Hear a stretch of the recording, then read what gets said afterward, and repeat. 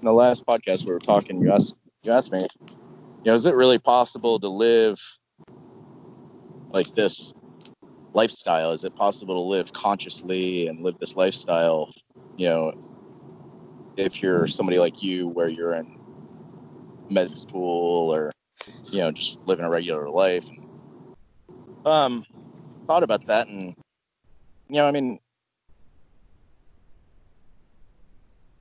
the answer is, well, if you were truly living this life, why would you want to? If you're saying if I'm truly living my life? If you're truly living this lifestyle where you're free, okay, why would you want to put yourself into a situation where you're kind of in the confines of always being at other people's beck and call? Mm-hmm.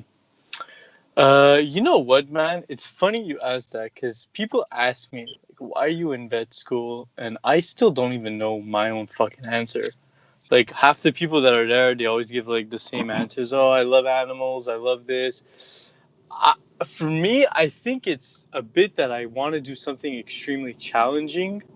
And I do enjoy working with animals. And my end goal was to, like, I want to work with wildlife, travel, stuff like that. And I know if I work in this field and I'm not the doctor, I'm going to be having to do a lot of the bitch work, like cleaning cages, picking up poop and all that stuff. And I don't want to do any of that. So I think I decided if I'm going to go into this, I'm going to go for the highest. But like you said, if I could live the freedom and choose this, I mean, look, honestly, Cory, I guess that's the question. I mean, you don't have to answer that right now. I mean, I'm not asking you to answer that, because bottom line is you wouldn't be able to answer that until you were living the lifestyle anyways, right? Because anybody could have their own opinion of what they would do if they had $1 billion. Yeah, exactly. Yeah. But until they actually had $1 billion in their pocket, I mean, it's two totally different things. Like, right? It's telling people what you would do with $1 billion. If you're a college kid and of modest, and you grew up in modest means and didn't, you not with a ton of money, of course you're gonna say the same old thing, like everybody. Oh yeah, I help my family and help my friends and give some of it away to charities and this and that and blah blah blah. But until you experience it, until you actually are experiencing it, you have no fucking idea what you'll do with that money. That's a good point. Yeah. So the real question, that I was asking, if you had that highest level of personal freedom where you're living consciously most of the time, why would you want to put yourself into any sort of confinement? You wouldn't, because a free man will always avoid putting himself into boxes. You can't tie down a free spirit, right? Yeah. What about like, forget the whole school thing, like, because I mean, finances are an issue, most definitely. Like, to be free, you need to have, correct me if I'm wrong, but you need to have finances. Like, you got to have money coming in, and you got to have a place to sleep, things to eat. Well, you need to have your basic fundamental needs met. But you're having your basic fundamental needs met is actually a hell of a lot less than most people think. What most people think. Exactly. Most people say, oh, well, to be financially free, I need $10,000 a month or $50,000 a month or $100,000. They got this huge number in their mind of what they would need to be happy and, free. But, that's not real. That's not true.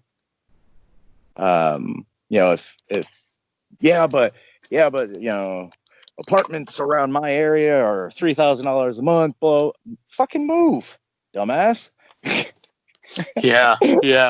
I've been like, I see like my parents. I grew up in, I would say, a pretty big house, and I saw my dad and my mom like just working and stressed to pay the mortgage. And I mean, we were living really great, but like I saw that the house was the burden of the financial issue. And like when I grow up, I want to, like, I don't know if you've seen like those tiny homes.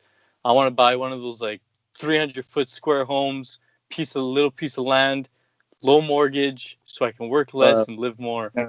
it's funny because a lot of people are doing it. I was just talking to Matthew few weeks ago, and went um took a camping trip up in Tennessee, and he ended up meeting a girl up there, and that's exactly what she was doing.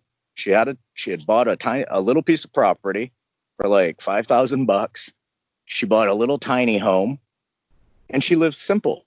And Yeah, she works like a couple days a week, but she lives. But I mean, that's the whole thing with the 9 to 5 TikTok lifestyle.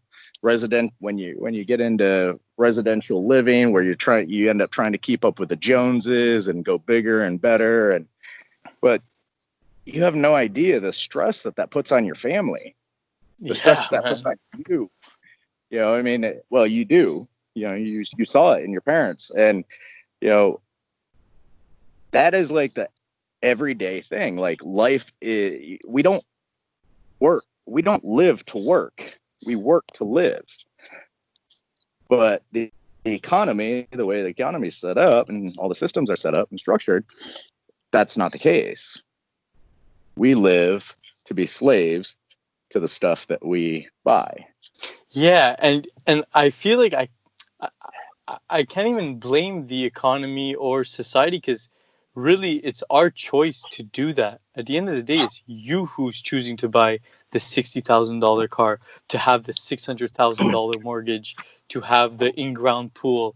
Like, you're doing all these choices when you can like take a different route and live simpler, but you get to live more full. Yes, absolutely. But the thing is if you're not exposed to that, then you don't really know. Yeah, that's true. That's very true. Yeah. It's sad, man. Yeah. Because if you look around, I mean, especially here in America, especially here in the U.S., it's really bad. You know, and that's just a way of life. You know, I mean, when I was growing up, when my parents were growing up, everybody was sold on the American dream, right? So you go to school, go to college, you get a really good education, you go majorly in debt, and then you go get a job, and you spend the first 10 years of your work life paying off your debt from college, and then you spend the rest of your life trying to save and buy, and pay for the damn mortgages that you have Yeah. Legit. Yeah. to try to live up to what your kids want, right? Yeah. Yeah, it's a nasty cycle. But yeah, it is our own choice. The whole, like, I understand like criticizing the whole intellect, but at the end of the day, like to me, like I want to become a veterinarian, and I know it's an expensive thing, but you know what? It's like it's a really, I really see it as a valuable job. Like doctors, like we need them. Like they're essential. I mean, Yeah. you break your leg, it's nice to have that guy who slaved away for 2-3 years so that you can walk again. You know, something happens Oh, to your dog, it's nice to have somebody. So at the same time, like we, I think it's good to live free, but I think it's also good to contribute to society in some way. oh, absolutely. Yeah. I mean, you're doing it too, man. Like you're I helping do it. guys Yeah, I mean, I do realize it. like, yeah, exactly. I mean, you just found this like different avenue, and luckily Yeah. like you went through what you went through, and you're able to like teach that to guys. And I'm like so grateful for it, because nobody really does that stuff. But yeah. Right. Yeah, I mean, I mean, at the end of the day, if you do provide a service, you're going to get paid for it, right? You Yeah. provide a service that people want, and you're going to get paid for it. I provide a service that people want, the guys want, they need, Yeah. right? Yeah. Uh, Yeah. so, but there's a lot of ways to make money, and I mean, if that's your thing, if you want to be a vet, if you want to be a doctor, more power to you. But just from my own experience and from hearing and asking this question a lot is, you know, how many doctors do you know are living really fucking free and cool lives? Yeah, probably not a lot. It's not many. I mean, No, it's not many. no. Not many. I was working with a client, and through the taking them through the journey, and helping them become more sexually confident and stuff. And when he came to me, he was working full time at a big psychiatric center, medical health center out in Hollywood, California. He was a psychiatrist, and he oversaw like 80 other psychiatrists in the organization. And it was it was really neat working with him. And as I worked with him, he changed so much, over the course of a couple of years, that he ended up having a huge impact on his entire organization, and everyone in it. And after I worked with him with women and stuff, he's like, he really wanted to be more free and have more time to do whatever that he wanted. He wanted to be able to travel. So then I put him onto a few different things and worked with him on that stuff. And although he had like 16 years of schooling and he enjoyed what he did, he was really good at what he did. He decided that, I want to just back off from this. And he ended up backing off. He worked part-time for a while. And then he ended up emailing me years later saying that he ended up getting tired of working completely, and he's just been traveling around the world fucking free. Bro, that's kind of what I want to do, man. Really. Yeah. So you figure out a way. I mean, where there's a will, there's always a way. And if you have a will to be free, and if you have a will to travel and explore and do things, I have one of my clients, he's traveling around Eastern Europe right now. I mean, now's the time to do it. He's just living on fucking unemployment. He's getting like $2,700 a week. He's getting paid to party, baby. Yeah. Now's the time to do it. But yeah, there's always a way. It's just you got to kind of think outside the box in order to do that, and you got to really pave your own path.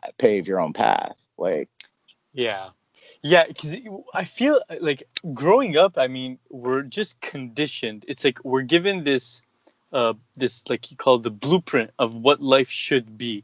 And I mean, it's not a terrible way to live, but it might not be what you want. And because we grow up with that idea, it's like everyone kind of focuses on that idea, and we don't get to see all the other avenues that you can do, like buying a tiny home, working less, traveling more.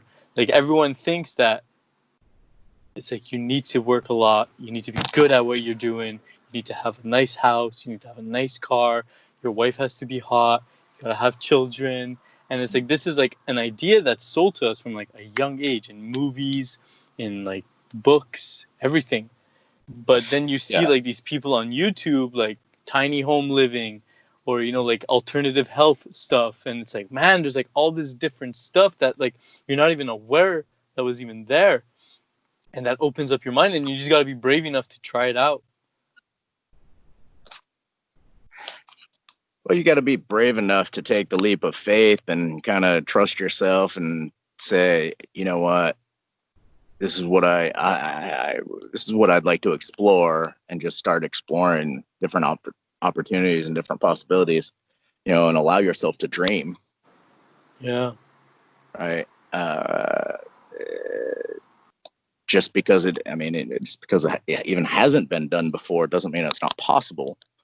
The problem, the difficult thing for most people when they're going and like carving their own path is just the how cynical other people are toward the idea of it. You know, how cynical your parents are. I mean, I know even for even the way I live, you know, my parents have always been cynical toward the way I live. You know? Still to this day. Oh yeah. Oh yeah. They don't see it works by now. Yeah. But you know, to each his own. Exactly. Each his own. I mean, like I said, you know, I mean, there's nothing wrong with going and being a vet, but I mean, it's kind of like, don't, you know, I don't necessarily think that you should pursue two opposites.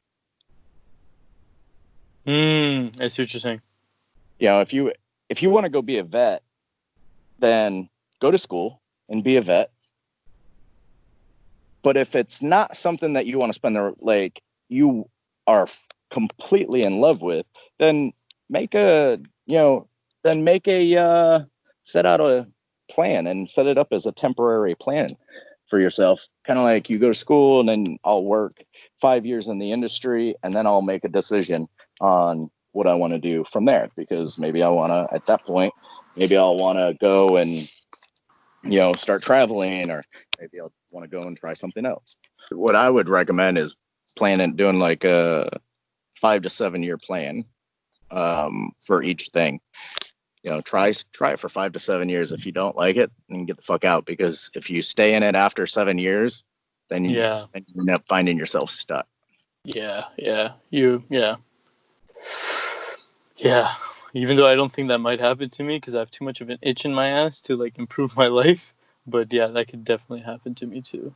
Hey buddy, I hope you enjoyed that. If you feel you got some value out of that and would like to check out some of my other stuff, be sure to subscribe to my channel, leave a comment below, and don't forget to click on that little bell icon on your screen so you can get a notification the next time I post a video. Till next time, enjoy.